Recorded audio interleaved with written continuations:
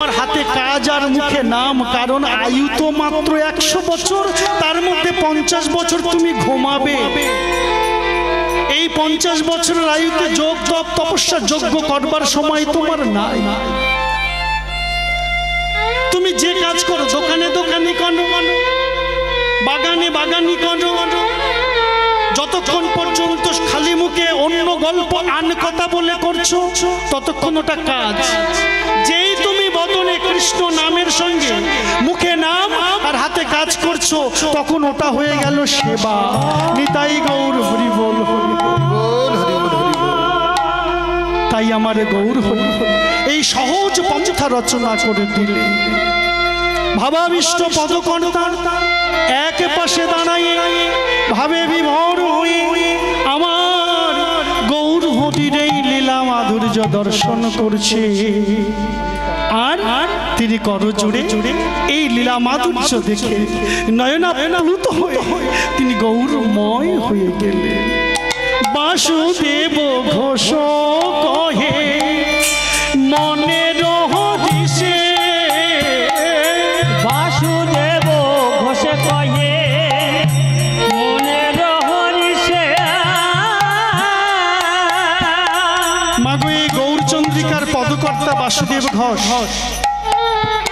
এই পদকর্তারা এক একজন মহা বৈষ্ণব। সকলে এই পদকর্তার নাম যখনই কীর্তন শুনবেন, কীর্তনিয়ার বদনে যেই পদকর্তার নামটি উচ্চারণ হবে একটু করজোড়ে প্রণাম করবে। বাসুদেব ঘোষ কহে মনের হদিসে, বাসুদেব ঘোষ কহে মনের হদিসে। গোষ্ঠলীলা করচদ করিলা প্রকাশে, আমারি গোষ্ঠলীলা করচদ করিলা প্রকাশে। গোষ্ঠলীলা করচদ করিলা প্রকাশে, আমারি গোষ্ঠলীলা করচদ করিলা প্রকাশে। বলি এইবারে লীলা প্রকাশ হলো, এইবারে লীলা প্রকাশ হলো, এইবারে লীলা প্রকাশ হলো। এইবার লীলা প্রকাশ হলো। লীলা গোপন ছিল এইবার লীলা প্রকাশ হলো। ওই যে লীলা গোপনে ছিল এইবার লীলা প্রকাশ হলো। যে লীলা গোপনে ছিল এইবার লীলা প্রকাশ হলো। ওই যে লীলা গোপনে ছিল পথ গৌরাঙ্গ লীলা, লীলা গোপনে ছিল গৌরাঙ্গ হলো। গৌরাঙ্গ লীলা প্রকাশ হলো, গৌরাঙ্গ লীলা এতদিন গোপনে ছিল গৌরাঙ্গ লীলা। বলেছিল। এইবারে লীলা প্রকাশ হলো।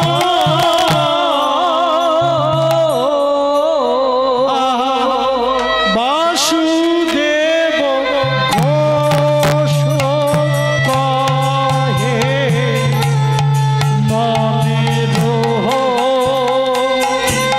হদিসে গো, বাসুদেব ঘোষে কহে এইবার লীলা ও প্রকাশ হলো। বাসুদেব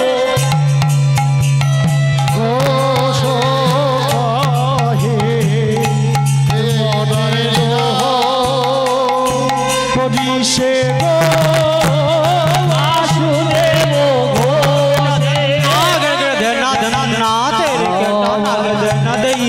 तेरे के टनाग देना दैया गुरु तक झाऊं तर जाए कत्ता किनारे कत्ते तेरे कदा किनारे घटते तेरे कदा किनारे ताका थुन थुन गड़े तगड़ा धा ताका थुन थुन गड़े धा श्री सती नंदन पति तो पावन निताई गौर दुटी हाय नो गुरु रुनु झुनु बाज तो अद्वैत कृत घन ताई कलिजुग धन्य कृति अति पूर्ण निताई चैतन्य धराए धारा धरा भाषालो धराए धारा धरा भाषालो धराए धारा ঘোষে বলে এইবার লীলা ও প্রকাশ হলো। বাসুদেব ঘোষে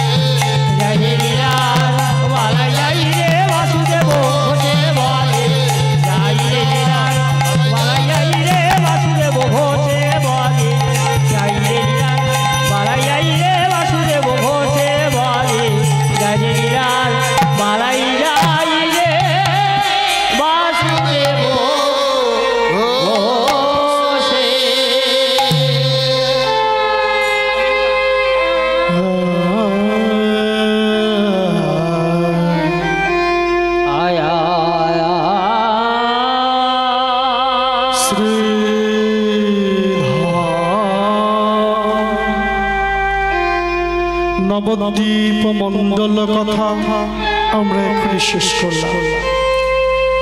গৌরচন্দ্রিকা সঙ্গ করে এবার আমরা যাব ব্রজের মধ্যে বৃন্দাবনের মধ্যে। সবাই যাবো তো মা? চলুন একটু ঘুরে আসি, দেখি আমার কৃষ্ণচন্দ্র কি করছে। তাই আমার একটি পথ ধরে এগোবো,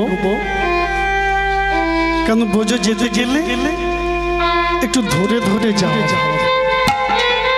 আজ গোষ্ঠ হবে একটা সুন্দর গান, যেখানে গোষ্ঠ ভাব কত সুন্দর করে কবি সমাহিত করেছে।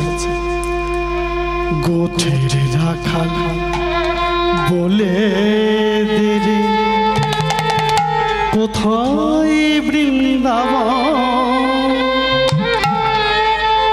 যথা রাখাল রাজা গোপাল আমার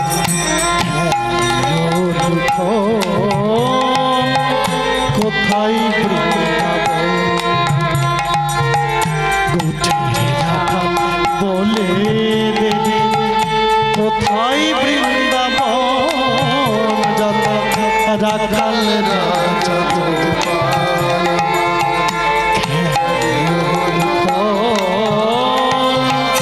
কোথায় বৃন্দাবন বলে দে।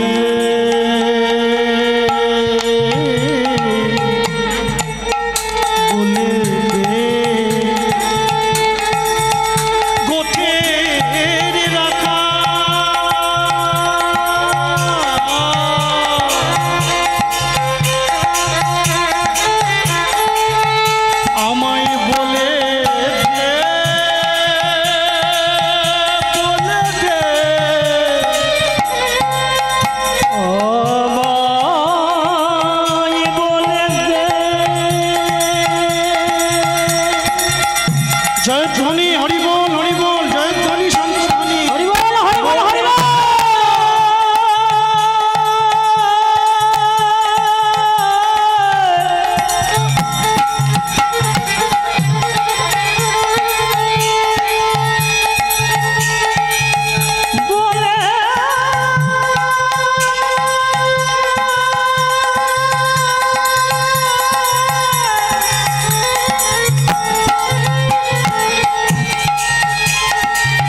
বলে দে না। বলে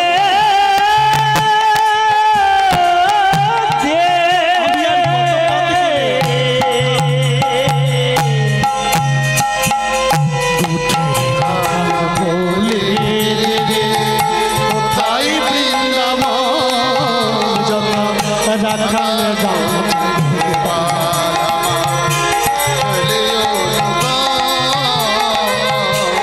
কোথা বৃন্দাবন আমায় বলে দে যে গোঠে রাখাল কোথায় বৃন্দাবন, কোথায় বৃন্দাবন।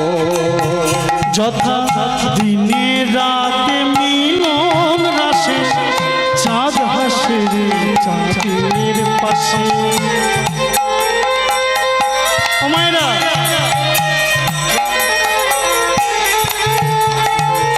কি বললেন কবি? আস্তে আস্তে। যেথা দিনে রাতে মিলন রাশে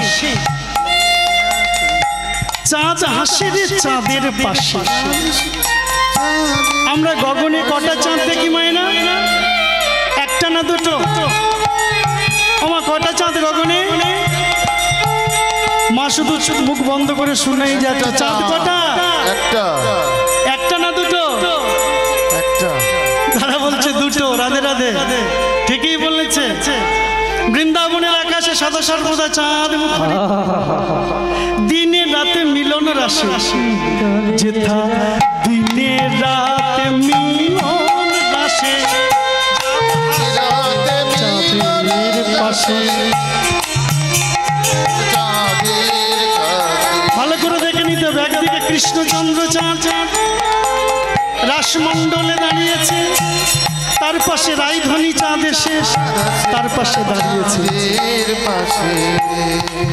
যথা দিনে রাতে মিলন রসে চাঁদ হাসে রে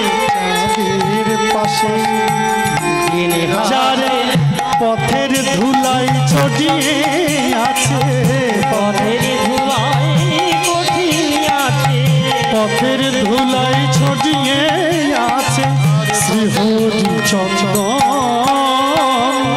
কোথায়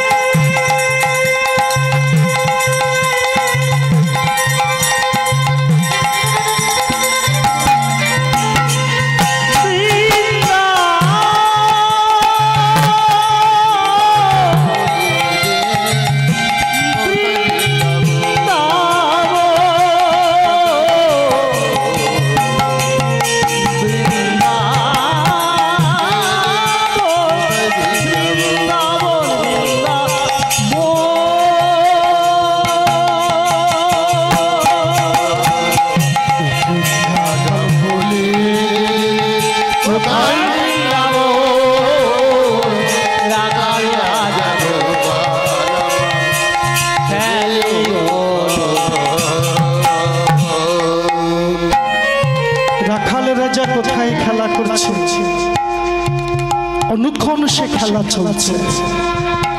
আজ আমরা সবাই মধুময় বৃন্দাবনে এ প্রভাত সময়ে এসে দাঁড়াইছি যশোদার আঙিনার মাঝে।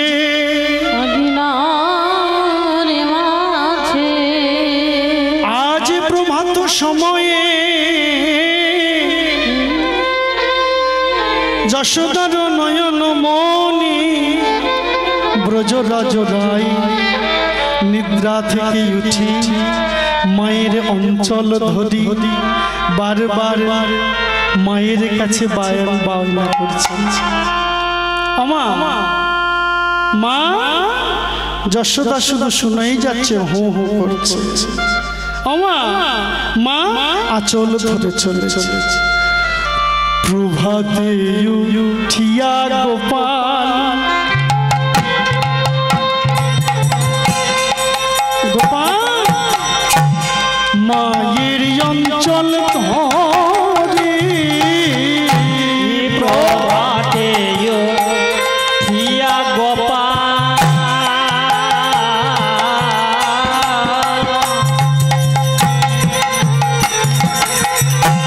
সারি অঞ্চল ধরি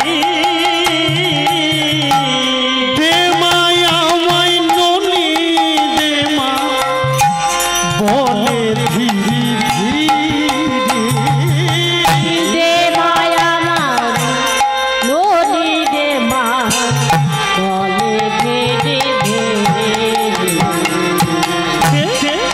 দে মা দে দে ননি দে না দে মা আমার বড় নদী দে মা দে মা আমার ননি দে মা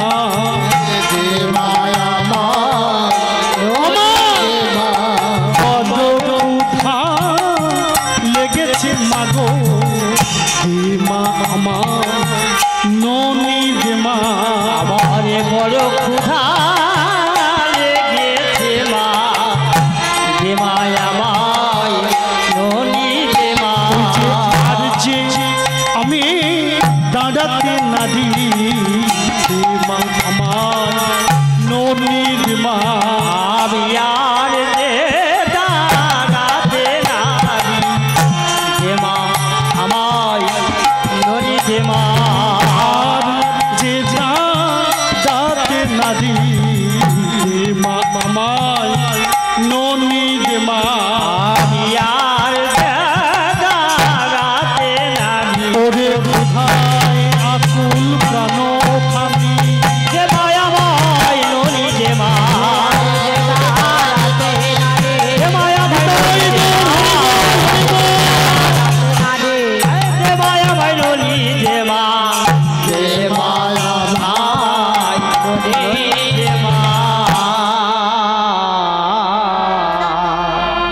প্রাণ গোবিন্দের কি লীলা মাধুর্য। ভাবাবিষ্ট পদকর্তা বলছেন, দেখো গো দেখো দেখো, যার নামে ক্ষুধা হরে যায় সে ক্ষুধায় আকুল হয়ে পড়েছে। হবে না কেন? আজ যশোদা মায়া মায়া বাৎসল্য প্রেম ও ভাব লয়ে প্রাণ গোবিন্দকে কাছে পেয়েছে কত জন্মের সুস্মৃতি এবং সৌভাগ্য। নিতাই গৌর হরিবল হরিবল হরিবল হরিবল হরিবল। মাগো আমাদের কবে সেই সৌভাগ্যটি হবে? আমরা সৌভাগ্যের দোরগোড়ায় এসে দাঁড়িয়েছি মা। একটু যেন ভুল না হয়ে যায়, তাহলে যে সেই সৌভাগ্য থেকে বিচ্যুত হয়ে যাব। কেমন সৌভাগ্য মা! খুব ভাবের জায়গাটি।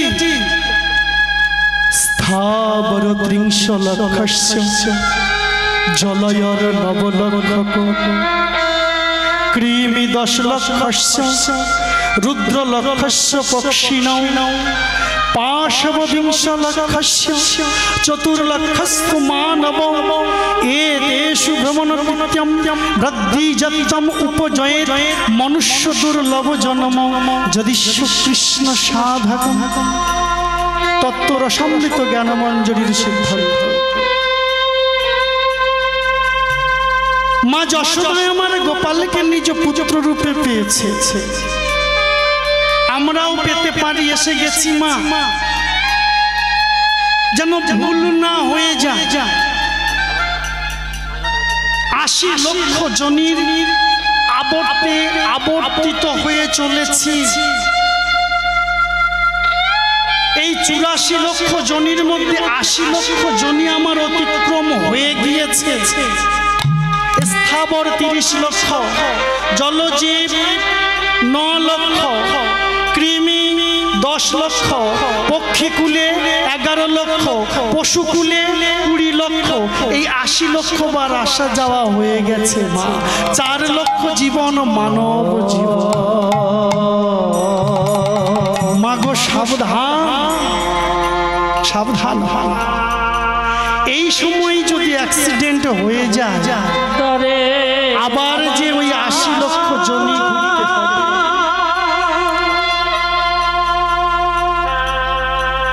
এই রাস্তা দিয়ে আসছিলাম, মানে আমি প্রথম এলাম এদিকে। কি সুন্দর রাস্তা করে দিয়েছে গো। জয়নিতাই মা, এদিকে লক্ষ্য করো, এদিকে মা। ভাবের কথাটা শোনো মা।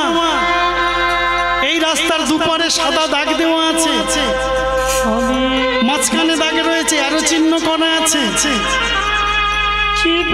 কত গাড়ি যাতায়াত করছে, ট্রাফিক পুলিশ দাঁড়িয়ে রয়েছে, লাল নীল আলো সিগন্যাল রয়েছে। কত পরিষেবা। কেন পরিষেবাগুলো এরকম দেওয়া? একটা গাড়ি আরেকটা গাড়ির সঙ্গে ধাক্কা লেগে অ্যাক্সিডেন্ট যাতে না হয়। তবু তো অ্যাক্সিডেন্ট হচ্ছে না। কেন হচ্ছে মা? হয় ড্রাইভার ভুল করে বা মদ খেয়ে গাড়ি চালাচ্ছে, না হলে চালাতে চালাতে ঘুমিয়ে পড়েছে, তবেই তো অ্যাক্সিডেন্ট। ওমা আমরাও সেই চলেছি গো গোলক বৃন্দাবনের পথে। 80 লক্ষ কিলোমিটার অতিক্রম করা হয়ে গিয়েছে। আর মাত্র 4 লক্ষ ভেবেছেন, এসে গিয়েছি একদম প্রাণ গোবিন্দের গেটের সামনে দাঁড়িয়ে গেছি প্রায়। যদি অ্যাক্সিডেন্ট হয়ে যায় আবার ফিরে যেতে হবে ওই 80 লক্ষ জনির চক্রের মধ্যে। তাই আমার যাতে ফিরে যেতে না হয়, আমার বৈষ্ণব মহাজনগণ কত সিদ্ধান্ত দিলেন। কি সিদ্ধান্ত দিলেন? নাম করো, সাধু সঙ্গ করো, তীর্থ পর্যটন করো, পর্যটন করো, ভাগবত কথা শ্রবণ করো। কত সিদ্ধান্ত দিলেন, নাম করো, সঙ্গ করো, মালা জপ করো, তিলক কাটো, পোশাক পরিচ্ছেদ, খাবার দাবারের পরিবর্তন একটু করে নিয়ে সাত্বিকতা অবলম্বন করো। এগুলো সিদ্ধান্তর রাস্তা। আমরা করছি কি মা, এই সিদ্ধান্তগুলোকে দূরে সরিয়ে দিচ্ছি, তাই তো আমাদের অ্যাক্সিডেন্ট হচ্ছে।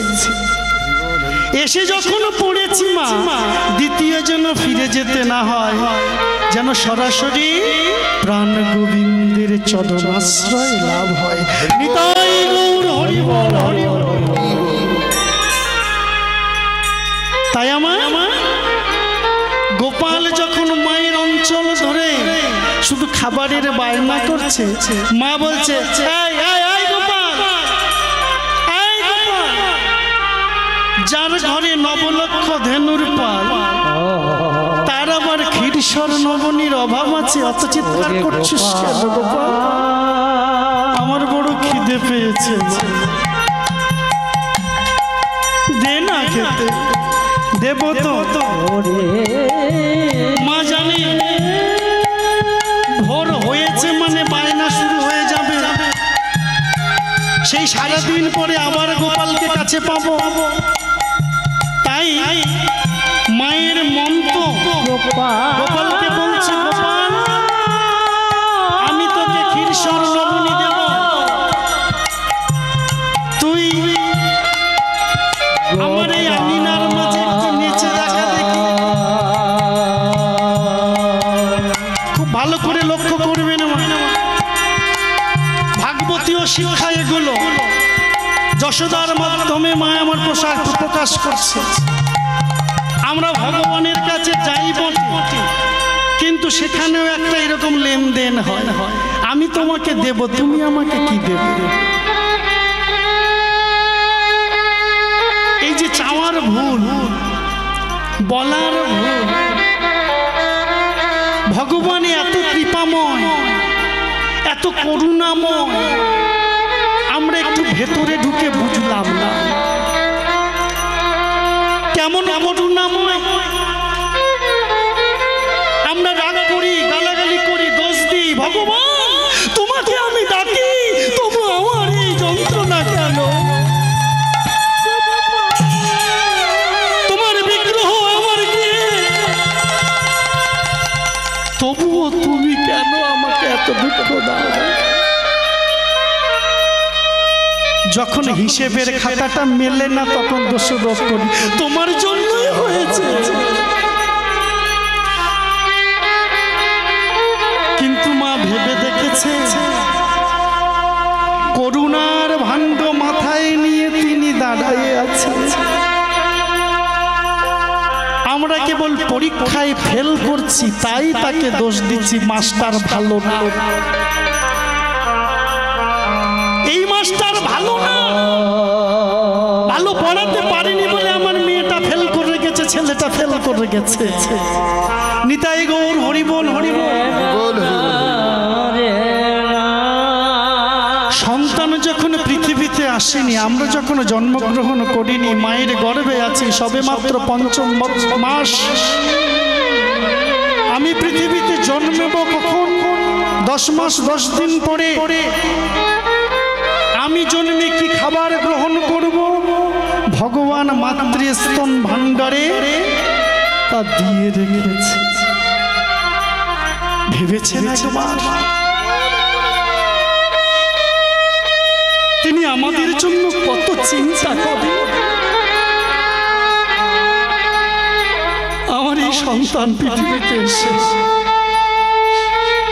এই খাবার খেতে পারবে না,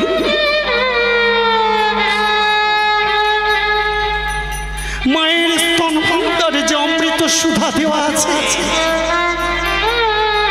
আজ পর্যন্ত এমন কোন বিজ্ঞানী আবিষ্কার করতে পারেনি যে এই দুধের মধ্যে কতটা গ্লুকোজ, কতটা ভিটামিন, কতটা ফ্যাট, কতটা শর্করা, কতটা আয়োডিন, কতটা আয়রন, কতটা কি সব পূর্ণ মাত্রায়। হরি বল, হরি ভেবেছেন? তবুও তাকে দোষ দিতে কম করি না, কারণ আমাদের যে বিশ্বাস নেই। তাই তো গিয়ে বলি, যদি আমার স্বামী ভালো হয়ে যায় তোমার নাম করব,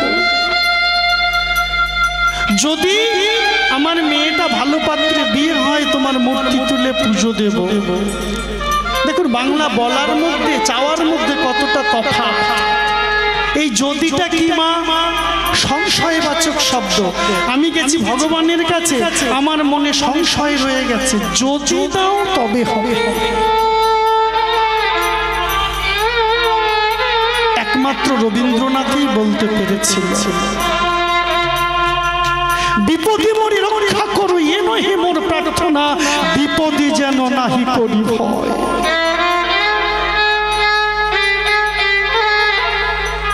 মা গান্ধারী বলতে পেরেছিল, কৃষ্ণ ও কৃষ্ণ। পিসিমা, আমি তোর কাছে একটি জিনিস চাইব দিদি বাবা। বলো পিসিমা, তুমি কি চাও? ও কৃষ্ণ, আমি এতদিন তোকে পুত্রবৎ দেখে এসেছি, এখন জানলাম তুই সাধারণ কেউ নস, তুই জগৎ পিতা, তুই ভগবান। একবার আমাকে তোর চরণে প্রণাম করতে দেবে রে কৃষ্ণ। কৃষ্ণ রে,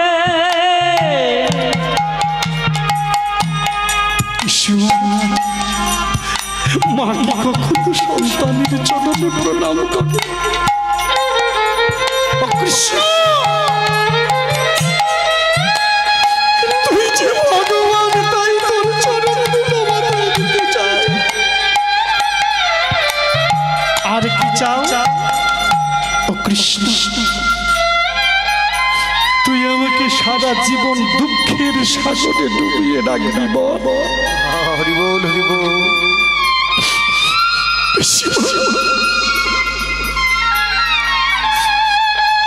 এ জগতে সবাই প্রভাব চাই, প্রতিপত্তি চায়, আর তুমি চাইছো দুঃখ। কেন?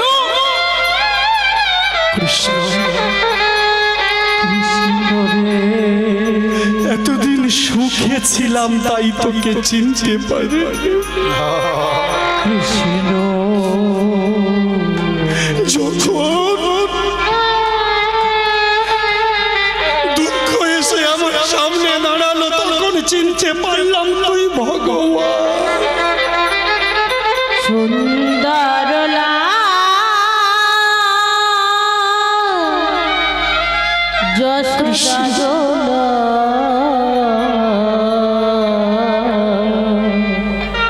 তার আগে আমি তোকে বুঝতে পারি।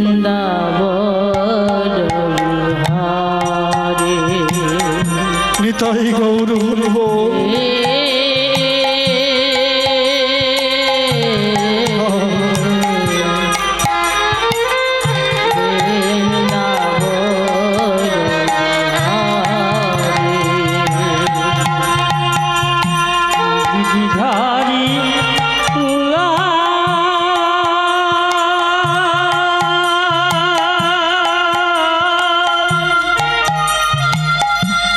যশোদা দুলা নিতাই গৌর হরিবল হরিবল। বৃন্দাবন হারি বৃন্দাবন হারি। এই হচ্ছে আমাদের ভাব হওয়ার জায়গাটা। আত্মচেতনার বেড়াজালে যদি তাকে আমরা শুধু তাত্ত্বিকতা দিয়ে গ্রন্থ দিয়ে ব্যাখ্যা করতে যাই, মিলবে না।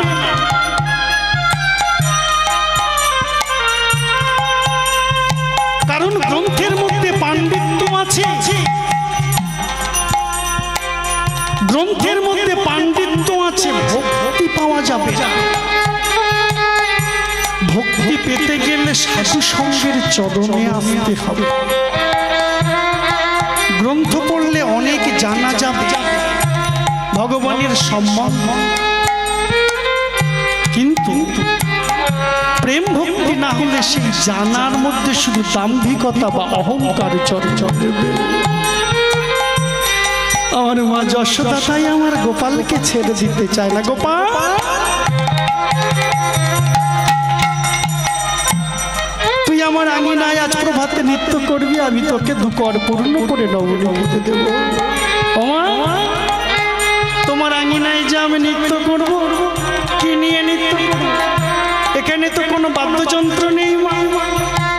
বাদ্যযন্ত্র কি হবে? হ্যাঁ, আমি শুনেছি তুই গোষ্ঠী গিয়ে প্রতিদিন নৃত্য করিস। ঠিক শুনেছ মা, আমি নৃত্য করি গোষ্ঠী গিয়ে। সেখানে কি হয় জানো? শ্রীদাম সুদাম দাম বসুদাম মধুমঙ্গল বটু সবাই থাকে। তারা করে করে তালি দেয় আর বলে কানাই রে কানাই রে। তুই মধুর সুরে ওই বেণু বাজন কর।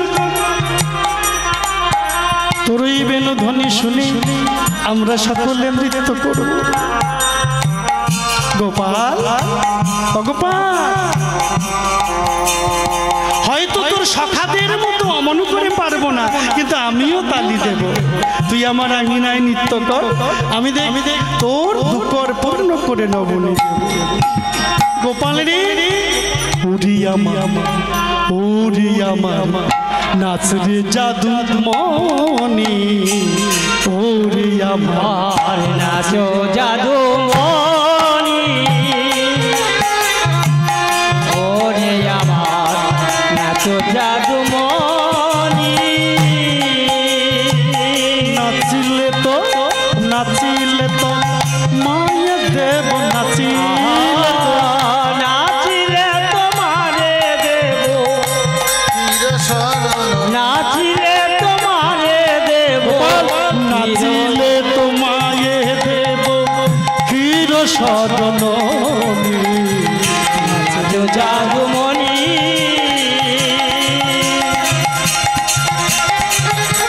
নাচো যে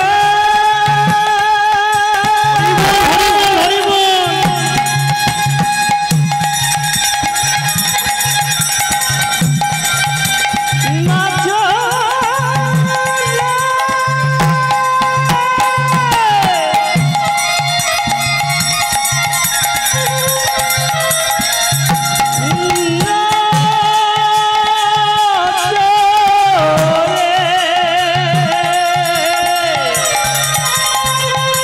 নাচিলে তোমারে দেব চির সাধনী।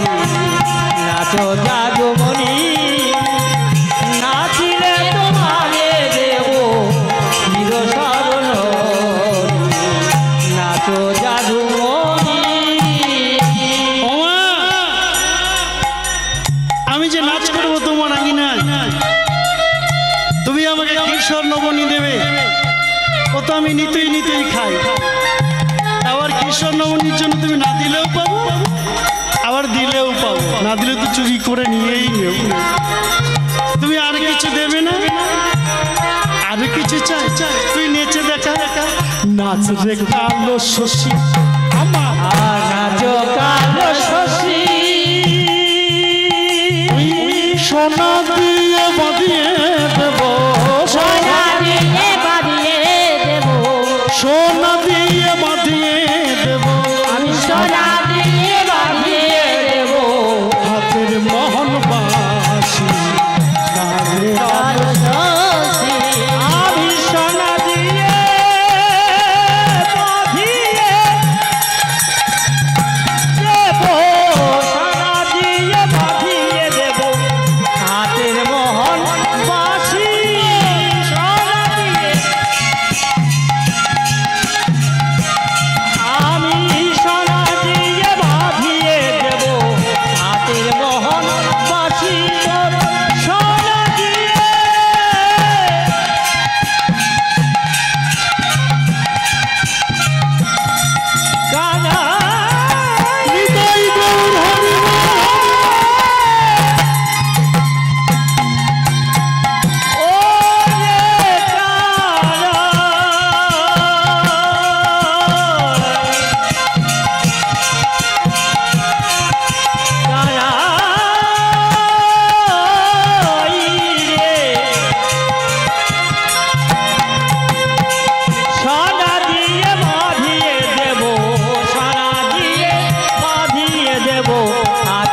মোহন বাসি নাচো কালো শশী আমার নাচো কালো শশী হাতের বাঁশিটা আমি সোনা দিয়ে বাঁধিয়ে দেবো গো মায়ের বচনে হরি নাচিতে লাগিল মায়ের বচনে হরি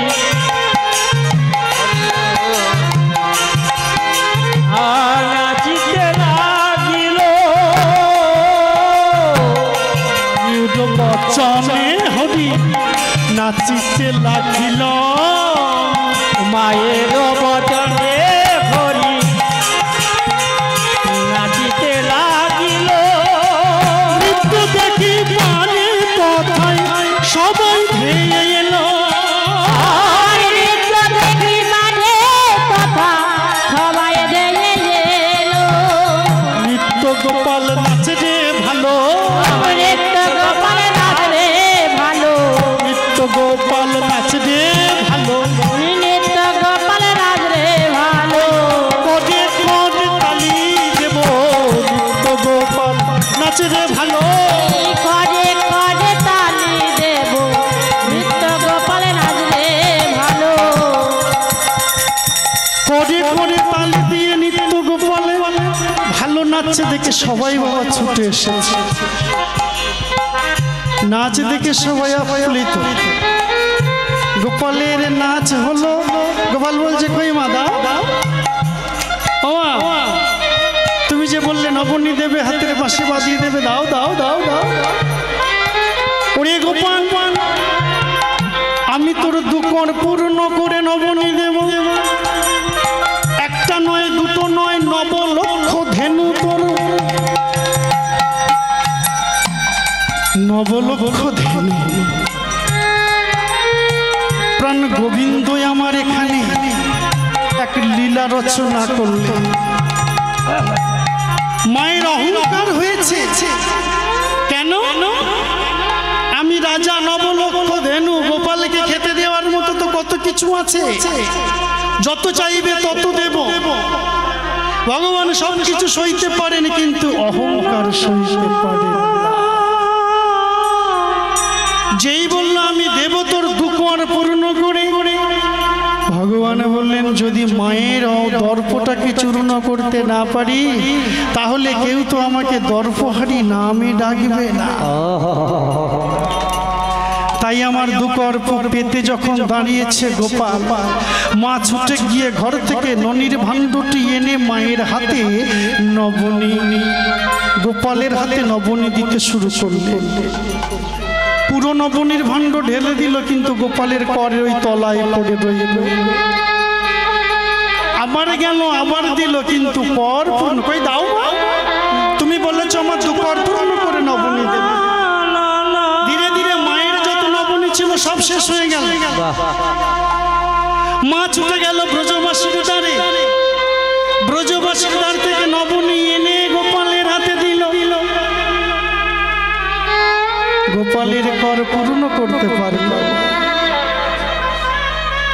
মাগো সন্তান কিছু চাইলে মা যদি দিতে না পারে পরিপূর্ণভাবে মায়ের মনকে ঠিক থাকে আর এ তো যশোদা অন্য কেহ নয় আমার গোপাল আর কিছু চাইনি শুধু নবনী খেতে চেয়েছে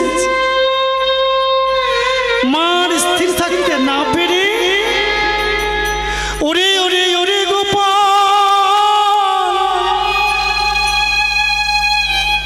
আজ আমি তোর দোকান পূর্ণ করে পূর্ণ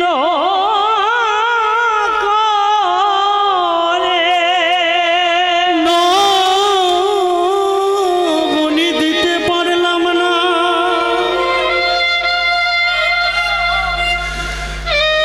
তোর আমি দুকর পূর্ণ করে দিতে পারলাম না মায় আমার মূর্ছিত হয়ে পড়ে গেলে মা মূর্ছিত হয়ে পড়ে গিয়েছে সদ্য ভগবান শঙ্করের পায়ে নিবেদন করা চন্দন মিশ্রিত গঙ্গা জল স্পর্শিত বেলের পাতা তুলসী সহযোগে মায়ের শিরে ছিল সেই বিল্লপত্র গিয়ে গোপালের চরণে পতিত হয়েছে। অমনি গোপাল দেখল মা আমার সমর্পিত হয়ে গিয়েছে। তাই গোপাল আমার নয়ন জলে ভেসে গিয়ে বলছে, মা গো, বলি এইবারে কর পূর্ণ হলো, এইবারে কর পূর্ণ হলো, এইবারে কর পূর্ণ হলো, এইবারে কর পূর্ণ হলো, আরিয়া পূর্ণ রইল নামা রে কর পূর্ণ হলো, আর পূর্ণ রইল নামা, এইবারে পূরণ হলো, আরিয়া হলো নামা, এইবারে পূরণ হলো। মাগো তুমি চেয়ে দেখো, গোপাল যেই মায়ের শির স্পর্শ করল, অমনি পরশমণির স্পর্শে লোহা সোনা হয়ে যায়। গোপালের স্পর্শে মা চেতন ফিরে পেয়ে গোপালকে কোলে নিয়ে বলছে, গোপাল ওরে গোপাল,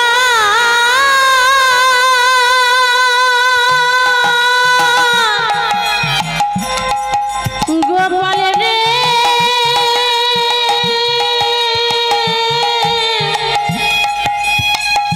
ও রে,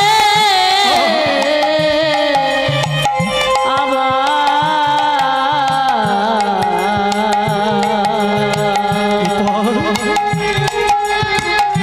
প্রাণে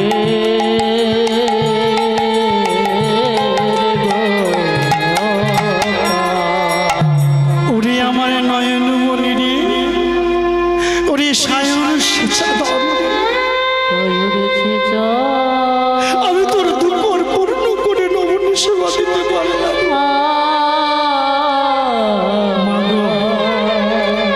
কে বলেছে তুমি পারলে না? তুমি যে সব সমর্পণ করে দিয়েছ। তাই মাতাকে কোলে নিয়ে আদর করছে আর বলছে, গোপাল আমি কত স্বার্থপর বল, তুই নবনী চেয়েছিস, আমি তোকে নবনী দেব বলে তোকে নাচ করিয়েছি, তোর কোমল পায়ে কত আঘাতে লেগেছে গোপাল। হাত বুলিয়ে দিয়ে কোলে করে মায়ের নয়ন জলে বুক ভেসে যায়। গোপাল মৃদু মৃদু হাসছে আর বলছে, মা গো, আজ তুমি যাই বলো না কেন, আজ আমি তোমার বিরুদ্ধে আর একটি কথা বলবো, কারণ এখনই তো আমার সখাগুণে শুনে মায়ের কোলে বসে নবনী সেবা করছে গোপাল। এদিকে সমস্ত রাখালগণ, গোপ বালকগণ গোষ্ঠীর সাজে সুসজ্জিত হয়ে পথমাঝে এসে বসেছে। বলাই দাদা বলছে, কিরে শ্রীরাম, এখনো কানাইকে দেখছি না? হ্যাঁ গো দাদা, কানাই তো এখনো এলো না। যা তো শ্রীরাম গিয়ে দেখতো কানাই এখনো কি করছে, তাড়াতাড়ি যাবি আর তাড়াতাড়ি আসবি। বলাই দাদার কথা শুনে কানাই ছুটে চলেছে, ডাকছে, কানাই রে,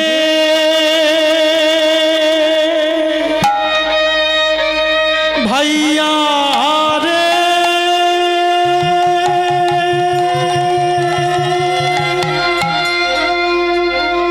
কানাই রে, ভাইয়া রে,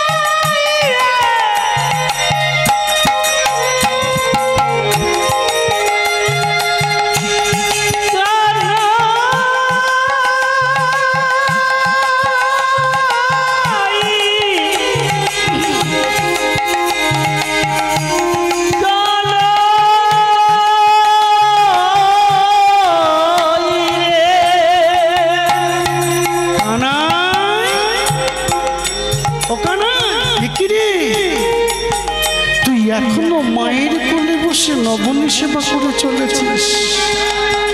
হ্যাঁ ও কানাই, কানাই তুই কি গোষ্ঠে যাবি না ভাই? এখনো তুই মায়ের কোলে বসে নবনী সেবা করছিস? মায়ের কাছে বিদায় নিয়ে আয় না ভাই। দেখ দেখ গগনে কত বেলা হলো, সবাই দাঁড়িয়ে রয়েছে পথপানি তোর জন্য তাকায়। আয় না কানাই, এখন আর বিলম্ব করিস না রে ভাই। শ্রীরাম কানাইকে বারে বারে ডাকছে, হরে হরে শ্রীরাম শিয়া কহে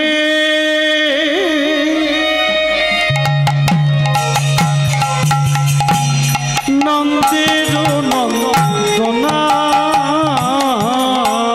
শ্রীরাময়া শিয়া কহে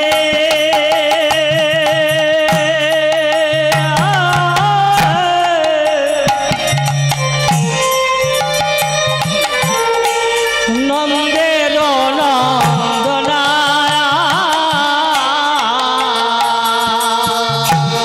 বুঝিতে না পারি কানাই তুহার মন্ত্রণা করাই। আর বুঝিতে না পারি কানা তোহারি মন্ত্রণা। ভাব তো কিছু বুঝতে নারি, ভাবে তো কিছু বুঝিতে না রে, ভাব তো কিছু বুঝতে নারি। ভাবে তো কিছু বুঝিতে না রে, তুই কি গোঠে যাবি না ভাই? ভাবে তো কিছু বুঝিতে না রে, তুই কি গোঠে যাবি না ভাই? গগনে কত বেলা হলো, তুই কি গোঠে যাবি না রে ভাই? এখন তোর বেলা হলো, তুই কি গোঠে যাবি না ভাই? তুই কি গোঠে যাবি যাবি না ওরে কানাই রে, ও কানাই গগনে কত বেলা হয়েছে ভাই, তুই এখনো মায়ের কোলে বসে নবনী খাচ্ছিস? আয় ভাই ভাই। রাখাল বালক কানাইকে ছাড়া যেতে চাইছে না, পারছে না। কেন? ভাগবত সিদ্ধান্ত দিচ্ছে ভক্তগণ সৎ সঙ্গ চায়। নিতাই গৌর হরিবল হরিবল। সৎ সঙ্গের প্রভাব দেখুন মা,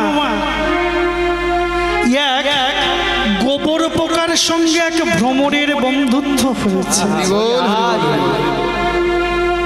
ওমা গোবরের পোকা কোথায় থাকে গো? গোবরের মধ্যে। আর ভ্রমর থাকে ফুলের মধ্যে গো। কিন্তু দুটোই বিপরীত ভাবের পোকার মধ্যে বন্ধুত্ব হয়েছে। তো গোবরের পোকা বলছে যে অত সুন্দর সুবাসিত ফুলের মধ্যে থাকে আমার বন্ধু হয়েছে, তার আর অহংকারের সীমা নাই। সে বলছে বন্ধু, আজ সকালে যখন তোমাকে পেয়েছি তুমি আমার সঙ্গে চলো। কোথায়? আমার বাড়িতে, আমি তোমাকে সেবা দেব। ও বন্ধু চলো। না না আজ থাক, না না এখন তোমাকে যেতে হবে, তোমাকে সবসময় পাই না, এসো এসো এসো। গোবর পোকা ভ্রমর বন্ধুটাকে ডেকে নিয়ে গেছে তার বাড়িতে, কি দেবে? সেবা। গিয়ে দেখছে বাবা গোবর ঢাই হয়ে গেছে, তার মধ্যে একটা সুড়ঙ্গ করা, ওর মধ্যে দিয়ে গড় গড় করে ঢুকে গেল। গিয়ে যেই ঢুকেছে ঘরের মধ্যে গোবরের গন্ধ মম মম করছে, ভ্রমর বন্ধু আর সইতে পারছে না। খেতে দিয়েছি কি গোবরের রস, ভ্রমর তো একেবারে গেল গেল ভাব। বন্ধুর সামনে বাবা কিছু বলতে পারছে না। বন্ধু নাও তুমি খাও। গোবর তো খাওয়া দূরে যায়, ঘ্রাণই নিতে পারছে। গোবর চিন্তা, ভ্রমর বন্ধু চিন্তা করছে কখন বেরোবো, বেরোতে পারলে বাঁচি। যাই হোক অনেক কষ্টে কিছুক্ষণ অতিবাহিত হলো, আর গোবর ভ্রমরের সেবা হলো না, উপবাসী রয়ে গেল। বলছে বন্ধু অনেকক্ষণ তোমার বাড়িতে আছি, এবার আমাকে ছেড়ে দাও, আমি যাব। তবে শোনো, তুমি যখন তোমার বাড়িতে আমাকে নিমন্ত্রণ করেছো, সেবা দিয়েছো, আমাকে ভালোবাসা দিয়েছো, আমিও তোমাকে ছাড়বো না, তুমিও আমার সঙ্গে চলো। কোথায়? আমার বাড়ি। তবে তো বন্ধুত্ব বাড়বে। উৎসবে ব্যসনেশ্বৈব দুর্ভিক্ষে শত্রু সংকটে রাজদ্বারে শ্মশানেশ্বর যথেষ্টতি সবান্ধব, চাণক্য বলছেন। তবে তো বন্ধু হবে। শুধু এলাম গেলাম দিলাম বন্ধু নয় গো। চলো বন্ধু চলো চলো। আনন্দিত গোবর বোকা ভ্রমর চললেন ভ্রমরের বাড়ি। গিয়ে দেখছে যে কমল পদ্ম ফুলের মধ্যে ভ্রমর থাকছে। ফুলটা দেখেই তো গোবর পোকার চোখ মোটা মোটা হয়ে গেছে। আরে বাবা, এত সুন্দর তোমার জায়গা। শুধু জায়গা সুন্দর নয়, আরো কত কিছু আছে। তা ঢুকবো কোন দিক দিয়ে? বেলা তখনও আছে, আর কমল সূর্যের আলো থাকলে যেই সূর্যের আলো চলে যায় সেই প্রস্ফুটিত হয়ে যায় চাঁদের আলো। একটু অপেক্ষা করে দরজা খুলে যাবে। বেলি অবসান হতে চলল। ধীরে ধীরে সূর্য ডুবে পশ্চিমে, কমল প্রস্ফুটিত হতে থাকলো। দুজন প্রবেশ করেছে সেই পদ্ম ফুলের মধ্যে। পদ্ম ফুলের সুবাসে গোবর পোকার গোবরের গন্ধ চলে গেছে। সৎসঙ্গের প্রভাব দেখুন। আর পদ্মের মধু সেবা করতে দিয়েছে। গোবর পোকা বলছে সর্বনাশ, এমন সুন্দর খাবার আমি তো জীবনে খাইনি। সারা জীবন গোবরের রস খেয়ে খেয়ে এসেছি। পদ্মের সুমিষ্ট মধু পান করে গোবরের পোকা আপ্লুত ভাবে বিভোর তন্ময় বাইরের জগৎ ভুলে গেছে। সারা রাত কখন কেটে গেল গোবরের পোকা বুঝতেই পারল না। ওদিকে পূব আকাশ আলোকিত হলো। তখন আমার ভ্রমর বন্ধু ডেকে বলছে, বন্ধু বন্ধু গো, বলি এবার বাসা ছাড়িতে হবে। এবারে বাসা ছাড়িতে হবে। এবার বাসা ছাড়িতে হবে। এবার বাসা ছাড়িতে হবে। আর থাকা নাই যাবে। এবার বাসা ছাড়তে হবে। বলো আর তো নাহি যাবে। এবার বাসা ছাড়িতে হবে। আর তো থাকা নাই যাবে। এবার বাসা ছাড়তে হবে।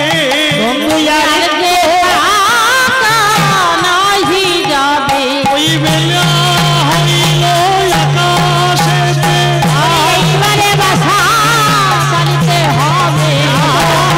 মুদিত হবে।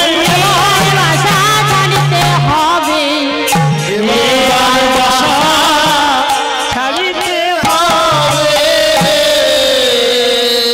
প্রবাসীর মতো এসেছি বাবা। নিতাই গৌর হরিবল হরিবল। এই বাসা এ কারো নয় বাবা।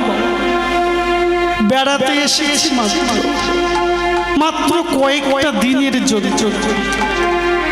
আসার ডেটটা ছিল, যাওয়ার ডেটটা লেখা না। কার ভিসা কখন শেষ হয়ে যাবে, কার ভিসা এক্সপায়ার কখন করবে কেউ জানি না বাবা। সময় থাকতে সঠিক কাজটা করে নিতে হবে। সময় কখন? হ্যাঁ, কোথায় যাচ্ছিস? একটু আশ্রমে যাচ্ছে, ওখানে সাধু মহারাজ এসছে। এই বয়সে কপালে দিল, বড় ধার্মিক হয়ে গেছিস। আমাদের মায়েরা বাবাদের বলে বলে যেটা দেখা যায় গো মা, কি দেখা যায়?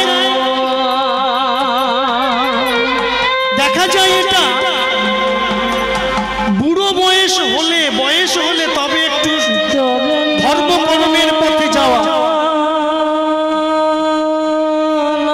বাচ্চাদের বলে ওরা তো বাচ্চা, এখন খা। কিন্তু আমার ধ্রুবের মা ধ্রুবকে বলেছিল, বাবা ওইখানে তোর ভগবান আছে। প্রহ্লাদের মা প্রহ্লাদকে ছোট থেকেই ভগবানকে চেনাতে শুরু করেছে।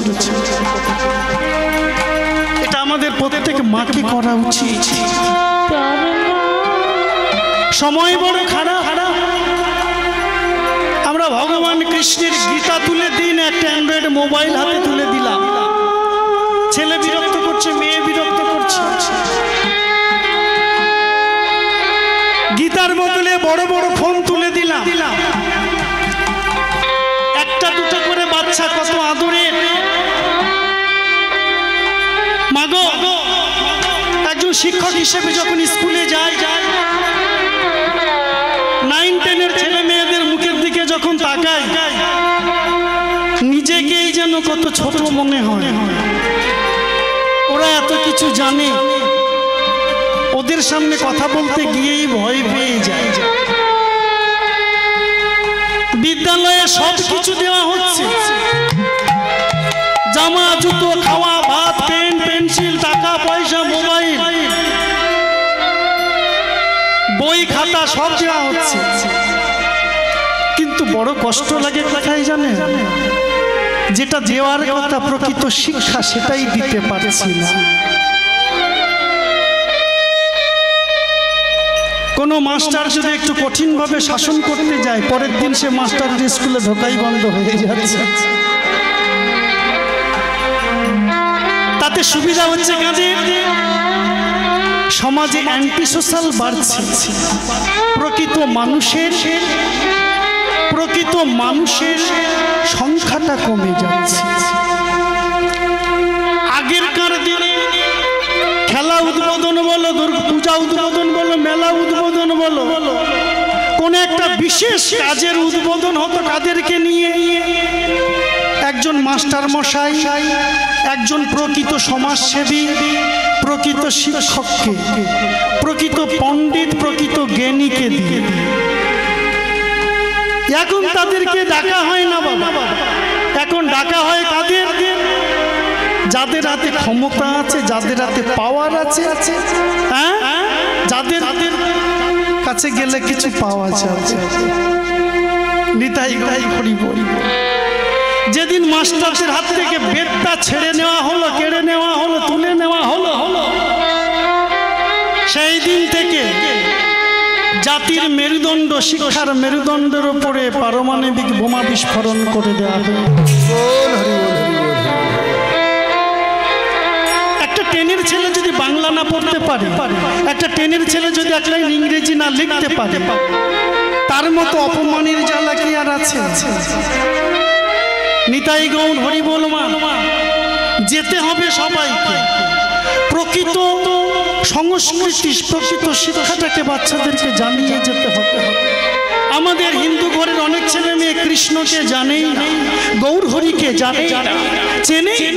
ভগবান কি বললে তারা অন্যদিকে চলে যায়। কেন? আমরা আধুনিক হয়ে গেছি, আধুনিকতার মধ্যে ডুবে গেছি। তাই সমাজে সমস্যা বেড়েছে, সমাধান কমেছে। বাসা ছেড়ে যেতে হবে বাবা, সময় বেশি দিন নাই। কিন্তু বাবা, একবার কি ভেবেছেন এই সংসার ছেড়ে যাবেন? এত জমি করেছেন, এত বড় বড় বাড়ি করেছেন, এত টাকা পয়সা ব্যাংক ব্যালেন্স করেছেন, কিছু নিয়ে যেতে পারবেন? যাবে কিছু বাবা? কিছু সঙ্গে যাবে মা? বললেন না। তাহলে কেন তার পেছনে এত দৌড়চ্ছেন? জানেন যখন যাবে না, তার জন্য এত পাগল কেন? জানেন ঠিকই, কিন্তু অর্ধেকটা জানা হয়েছে। এই পৃথিবীতে খালি হাতে এসেছি বটে, কিন্তু খালি হাতে যাব না। আজকে গুরু নানকের জন্মদিন, তাই স্কুল কলেজ পাঠশালা ছুটি। নিতাই গৌর হরি বল বাবা। গুরু নানক তার আশ্রমে বসে রয়েছে। উত্তর প্রদেশের মহারাজা তার কাছে গেছেন। যাওয়ার সময় দেখতে পাচ্ছেন, একটু ভুল বললাম বাবা, মহারাজের বাড়িতে গুরু নানক এসেছে। কেমন ভাবে এসেছে? তিনি শিষ্যের বাড়ি যেতে গিয়ে সন্ধ্যা হয়ে গেছে। কোথায় যাবে দেখছেন এক বেশ প্রভাব প্রতিপত্তি সম্পন্ন বাড়ি। তিনি লক্ষ্য করলেন বাবা, লক্ষ্য করলেন বাড়িতে ঢোকার সময় অনেকগুলো পতাকা উড়ছে। বেশ তার বাড়িতে ঢুকে গেলেন। গুরু নানককে দেখে তিনি অত্যন্ত খুশি হয়ে তাকে সেবার ব্যবস্থা করে বসতে দিলেন। রাত্রে অনেক কথাবার্তা হচ্ছে। বলছে, মহারাজ একটা কথা জিজ্ঞেস করব। বলো বলো। এই যে আসার সময় দেখলাম আপনার গেটের দুপাশ দিয়ে অনেকগুলো পতাকা উঠছে, এতগুলো পতাকার মানে কি? খুব মন দিয়ে শুনবেন বাবা। বলছে মানে হলো, আমি যখন 1000 করে সোনার টাকা জমা সঞ্চিত হয়, খরচ খরচা বাদ দিয়ে যেই 1000 টাকা আমার জমা হয়ে যায়, তখন একটা করে পতাকা তুলে দিল। তার মানে এই যতগুলো পতাকা ততগুলো 1000 টাকা আপনার জমা হয়েছে।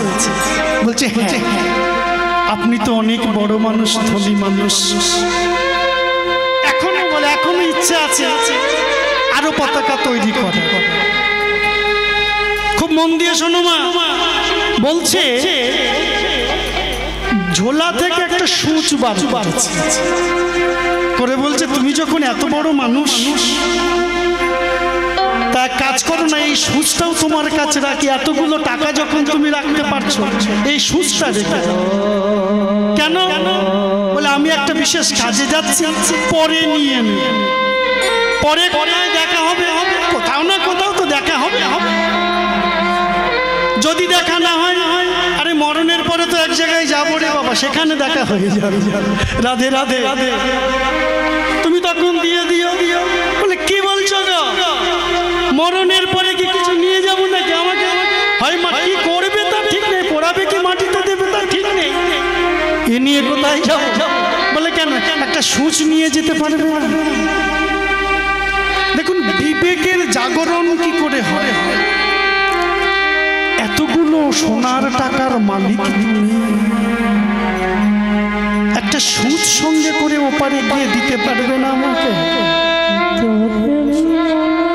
যেই বললেন একটা সূচ ওপারে গিয়ে আমাকে দিতে পারবে না, অমনি তার চেতনার জাগরণ ঘটল।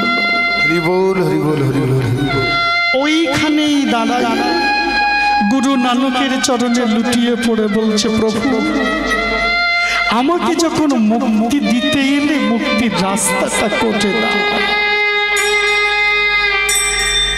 মাগো, সঞ্চয় করি, প্রত্যেকেরই কাজে লাগে, কিন্তু যাবে।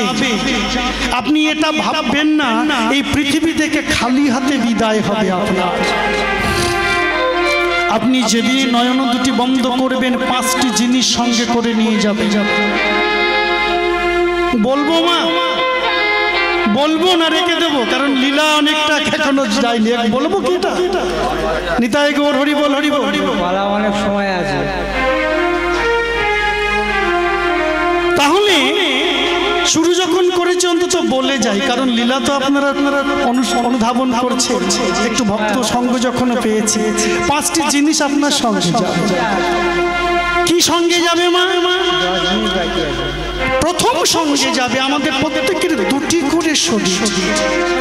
এই যেটা নিয়ে বসে আছে, ক্ষিতীয় পিঁয়াজ মরুদ বম, রক্ত মাংস বায়ু দিয়ে তৈরি এই শরীরটা বাবা, এর নাম হচ্ছে স্থূল দেহ। এর মধ্যে আছে কি? মন, বুদ্ধি, অহংকার, আত্মা, পরমাত্মা, এই পঞ্চভৌতিক দিয়ে তৈরি সূক্ষ্ম শরীর। এই সূক্ষ্ম শরীরটি তোমার সঙ্গে যাবে। এই সূক্ষ্ম শরীর আগুনে পড়ে না, জলে ডুবে না, লোহা দিয়ে কাটা যায় না। 13 দিন 11 দিন 21 দিন 31 দিন 41 দিনে অনেক নিয়ম আছে শ্রাদ্ধে, কিন্তু বাবা 17 দিন এই অশরীরী আত্মা সূক্ষ্ম শরীর বায়ু হতে অবলম্বন করে গরুর পুরাণ অবলম্বনে 17 দিনের মাথায় বিচার সভায় বৈতরণী পার, তখনই এই বাসাংসি জীর্ণানি গীতায় বলছে যে এ দেহ পোশাক পরিবর্তনের মতো, যদি কর্ম ভালো হয় তাহলে হয়তো এই মানব থেকে দরে দরে রজনীতাই গৌর হরি বল হরি বল হরি বল। কৃষ্ণ সখা দাও হে দেখা, হরি বল হরি বল। কৃষ্ণ সখা দাও হে দেখা, আর দিও না জ্বালা ধরণী কেঁদে কেঁদে রাধে গো মালা, রাধা রানী কেঁদে কেঁদে রাধে গো মালা। আমার কৃষ্ণ সখা দাও হে দেখা, কৃষ্ণ সখা দাও হে দেখা, কেঁদে কেঁদে বলি দয়া করো কৃপাময় ও গো দয়াময়ী। হে কৃষ্ণ সখা দাও হে দেখা, আর দিও না জ্বালা রাধা রানী কেঁদে কেঁদে রাধে গো মালা। খুব মন দিয়ে শুনবেন মা, এই তোমরা যাবেন অন্তত শুনে যাও তোমরা কি নিয়ে যাবে সঙ্গে করে 5 মিনিট, তাহলে যাবে সূক্ষ্ম শরীরটি আপনার সঙ্গে যাবে। দ্বিতীয় যাবে পাপ এবং পুণ্যের ফল। পাপ পুণ্যটি কেমন করে হচ্ছে, আপনি যে ভালো কর্ম করছেন আর খারাপ কর্ম করছেন এর ওপরে নির্ধারিত হচ্ছে পাপ পুণ্যের ফল। তৃতীয় যাবে কি, আমি ব্যাখ্যার ভিতরে যাচ্ছি না, সময় অনেক কমে গেছে, কারণ লীলাটা একটু এগোতে হবে। তৃতীয় যাবে 3 গুণের প্রভাব।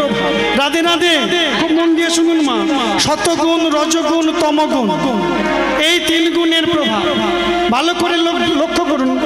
তমগুণের লোক কারা আপনারাই চিনতে পারবেন, তমগুণের কারা দেখবেন যাদের পোশাক পরিচ্ছদ একটু নোংরা টাইপের, ঘর বাড়িতে গেলে নাকে তুলো দিতে হয়, পরিষ্কার পরিচ্ছন্ন নয়, গন্ধ জাতীয় খাবার, বাজারে পচা মাছও আসে, পচা মাছের দোকানে লাইনও পড়ে, আবার ভালো মাছের দোকানে লাইনে পড়ে, ঠিক আছে, নিতাই গৌর হরি বল। গন্ধযুক্ত খাবার যারা খায় তারা তমগুণের মানুষ, রজগুণের মানুষ রাজসিকতা, একটু পরিষ্কার পরিচ্ছন্ন সাহেব ভদ্রলোক টাইপের মানুষ, কিন্তু তাদের আচার ব্যবহার পোশাক পরিচ্ছদ বিজ্ঞানের সঙ্গে প্রযুক্তির সঙ্গে এগিয়ে বটে। আর শতগুণের মানুষ সাত্ত্বিকতা অবলম্বন করেছে, ভগবান মুখী যাদের খাদ্যের মধ্যে সাত্ত্বিকতা, রক্ত স্পর্শ করে না, মাছ মাংস খায় না, নিরামিষ আহারাদি ভক্ষণ করে এবং সদা সর্বদা ভগবানের কাজে নিমজ্জিত। এবার দেখুন কে কোন গুণে মূল্য সেটা দেখতে পাবেন কেমন করে, আপনি সেখানেই বিচার হবে। দেখবেন মৃত্যুর সময় যার প্রাণ নিম্নদ্বার দিয়ে যাবে, নিম্নদ্বার কোনটা, মলমূত্র ত্যাগ করে যার মরার সময় যে পায়খানা করবে বা পেচ্ছাপ হবে সেই সময় নিম্ন 2টি দ্বার আছে, ওই দ্বার দিয়ে প্রাণ বেরিয়েছে। মুখটা থাকবে অত্যন্ত ভয়ঙ্কর, আর্তনাদপূর্ণ। এটা গেল তমগুণের মৃত্যু। এরা এই 84 নরকুলে পশুকুলে জন্মগ্রহণ করবে। দেখবেন অনেকেই মৃত্যু হবে হা করে, চোখ বড় বড় করে, হয় গাল দিয়ে নাহলে চোখ দিয়ে পরানো বেরিয়েছে, মুখের দিকে তাকালে ভয় লাগে। এরা গেল রজগুণে, এই মানুষ এরা আবার নরকুলে জন্মাবে কিন্তু অধম কুলে আসবে। আর দেখবেন কিছু মানুষ আছে এই সকালে কথা বললেন বিকেলে খবর এলো মারা গেছে, দেখতে গেছে, মনে হচ্ছে ভদ্রলোক ঘুমিয়ে আছে। শিশু যেমন মায়ের কোলে দুধ খেতে খেতে ঘুমিয়ে পড়ল, মাও টের পায় না কখন শিশু ঘুমিয়েছে। তদরূপ কথা বলতে বলতে এই প্রাণটা কৃষ্ণ চরণে সমর্পিত হয়ে যায়। কাউকে কষ্ট দেয় না, নিজেও কষ্ট ভোগে না, দেখলে মনে হবে এই ঘুমিয়ে আছে, ডাকলে হয়তো এক্ষুনি সাড়া দেবে। মৃত্যুর সময় মুখে কোনো কষ্টের ছাপ পাবেন না, মৃদু মৃদু হাসি রয়েছে। শতগুণের মৃত্যু, 3 গুণের প্রভাব, এই প্রভাবটা সঙ্গে যাবে কি কামনা বাসনা। 4 নম্বর যাবে বাবা কামনা বাসনা। কামনা বাসনা শ্রীমদ্ ভাগবত গীতায় কি বলছে? অন্তকালে চমামেব শরণমুক্তা কলেবরম ইয়প্রয়তি সমদ্ভবম যতি নস্তত্র সংশয়া। অন্তকালে চ মামেব শরণমুক্ত কলেবরম, অন্তিম কালে যে আমাকে স্মরণ করতে করতে দেহ পরিত্যাগ করে, ইয়প্রয়তি সমদ্ভবম, সে আমারই ভাবন, আমারই ভাব, আমারই কৃপা লাভ করে, এতে কোনো সংশয় নেই। নিতাই গৌর হরি বল। ইয়ং ইয়ং ভাব শরণ ভাবম তজ্জন্তি কলেবরম তং তমি বৈতি কৌন্তেয় সদা ভগবত ভাবিতম। তুমি যা যা ভাববে মৃত্যুর সময়, যদি বিষয় ভাবনা নিয়ে তোমার মৃত্যু হয়, তাহলে গরু ছাগল কুকুর হয়ে জন্ম। যদি বিষয়ের ভাবনায় মৃত্যু হয়, তাহলে পরম গোবিন্দময় বিষ্ণু লোকে তোমাকে নিয়ে যাবে। আমরা বিষয়ের ভাবনায় ডুবে আছি। নিতাই গৌর হরি বল। আর শেষ 5 নম্বর যাবে সুকৃতি বাবা। এই সুকৃতিটা কি? সুকৃতি হচ্ছে আপনার সঞ্চিত জিনিস, পুণ্য ক্ষত হয়ে যায়, সুকৃতি শেষ হয় না, পূর্ণ ক্ষত হয়ে যায়, কিন্তু সুকৃতি বাবা শেষ হয় না। সুকৃতিটা কি? ব্যাংকে জমানো MIS এর মতো টাকা নষ্ট হবে না, সুদ পাবে। সুকৃতি কি করে হয়? পুণ্য, ভালো কাজ করলে পুণ্য হয়। সুকৃতি হবে কি করে বাবা? আপনি যত ভালো করছেন সব পুণ্য হচ্ছে। সুকৃতি কেন কি করে হবে? আমি একটু 15টা মিনিট নেব বাবা, আমাকে একটু মার্জনা করবেন। হ্যাঁ, তাহলে এই জায়গাটাকে আমি প্রসঙ্গটা একটুখানি না বলে দিলে অসমাপ্ত থেকে যাবে। রাধে রাধে রাধে। তাহলে সুকৃতিটা কি হবে? সুকৃতিটা আপনি পাবেন যখন কোন বৈষ্ণবের সেবায় আপনি লাগলে। আপনি মুসলমানকে পথ দেখালেন, উপকার করলেন, তার মেয়ের বিয়েতে টাকা দিলেন। আপনি কোনো গেছনা মানুষকে উপকার করলেন, আপনি কোনো ভিন মানুষকে উপকার করলেন, আপনার দ্বারা কারো আনন্দ হলো, এটা আপনি পুণ্য অর্জন করলেন। কিন্তু আপনি যখন ভগবানের কৃপায় কিছু দান করলেন, ভাগবত সেবায় যখন কিছু করলেন, কোন সাধুকে উপকার করলেন, কোন সৎসঙ্গ লাভ করলেন, সুকৃতি পাবেন। সুকৃতি খতম হয় না, নষ্ট হয় না, শেষ হয় না। সুকৃতি কোনোদিনই শেষ হয় না। অতএব চেষ্টা করুন যাতে জীবনে সুকৃতি অর্জন করতে পারেন, না হলে বিশ্বর মতো হবে। সরসজ্জায় পড়ে অর্জুনকে কৃষ্ণকে প্রশ্ন করছে, কৃষ্ণ বলো না, আমি তো সারা জীবন আমার জীবনে সততাকে দিয়ে এসেছি, তাহলে আমি কেন সরসজ্জায় পড়ে আছি?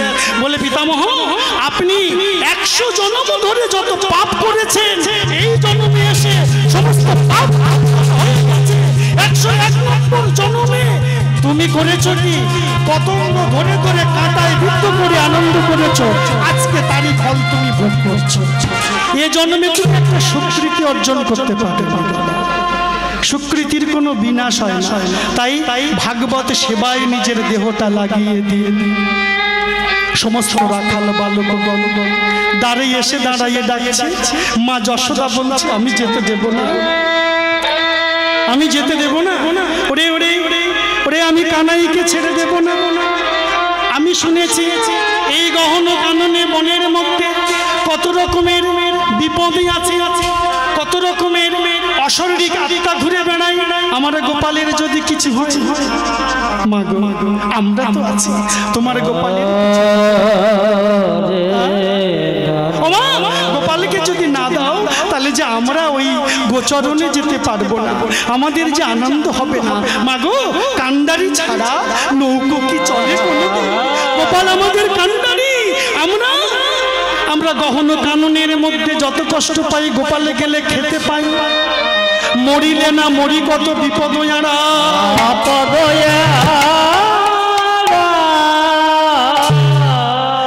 গোপাল থাকলে আমাদের কোনো ভয় থাকে না।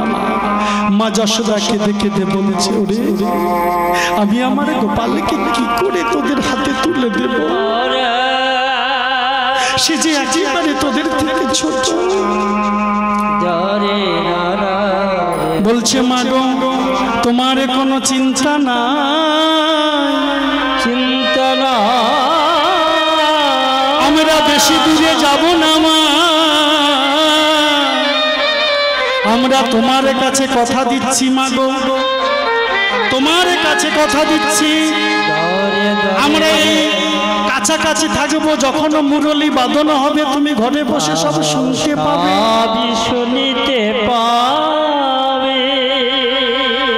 ওরে বলরাম রে তুই দেখে রাখিস, জাদু আমার নবীন রাখা, সে কিছু জানে না, তার যে কোনো তেমন হিতাহিত জ্ঞান না। তুমি চিন্তা করো না, তুমি ঘরে বসে থাকো। আমার মাকে বুঝাই, মায়ের কাছে মিনতি করি, মায়ের কাছে মিনতি করি। মাকে কথা দিয়ে গেলেন মা গো এই যাব মুরলির ধ্বনি তুমি শুনতে পাবে, তুমি ডাকলেই স্মরণ করলেই আমরা আবার তোমার কাছে ফিরে আসব, তোমার কোনো চিন্তা নাই। কারণ গোপালী যে গোপাল চড়াবে, সে যদি না যায় তাহলে গোপালও যাবে না। তাই মাকে বুঝাই, মাকে সমস্ত ভাবে সন্তুষ্ট করে আমার সুন্দরভাবে আর সাজাইয়া গোপালকে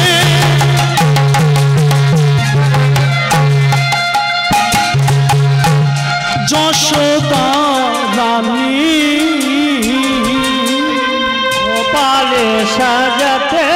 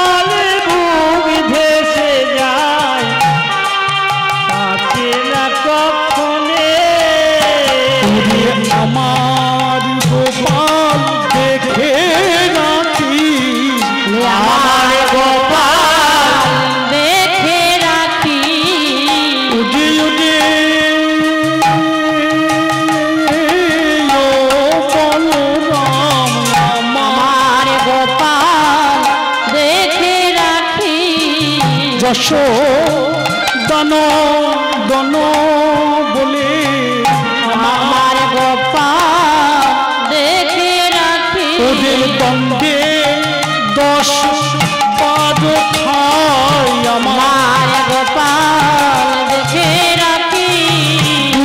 মনে পাঠাবি না আমার গোপাল দেখে রাখি, যেন একা নাহি যাই রে আমার গোপাল দেখে রাখি। বড় গভীর পাছু যাবে না আমার গোপাল দেখে রাখি। চোখে চোখে রাখিস রে তুই আমার গোপাল দেখে রাখি।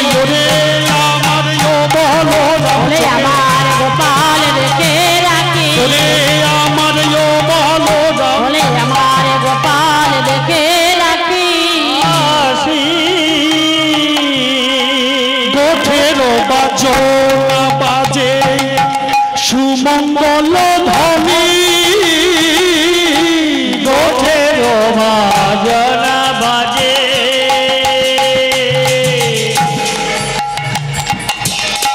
সুমঙ্গল ধ্বনি